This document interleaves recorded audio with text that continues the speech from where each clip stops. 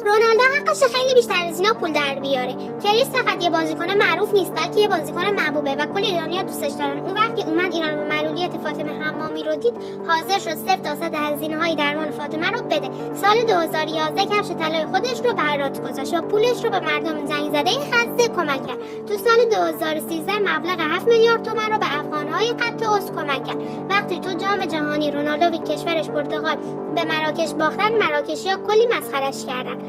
اما وقتی که داخل مراکش زلزله شد، بلافاصله رونالدو استوری حمایتی گذاشت و حاضر شد هر مبلغی که نیازه به اونجا کمک کنه. وقتی که یک مادر از رونالدو خواهش کرد کفش طلاش رو برای بیماری فرزندش ازش بگیره، رونالدو کفشش رو که داد هیچ، 5 میلیارد هم هزینه درمان اون کودک رو داد. کریس 120 تا خیریه رو به صورت مادام العمر حمایت میکنه و اون برای اینکه بتونه هر ماه خون اهدا کنه تتانوس زده. اگر از ویدیو خوشتون اومد، خوشحال میشم ویدیو رو لایک کنید، چنل رو سابسکرایب کنید و زنگوله رو فعال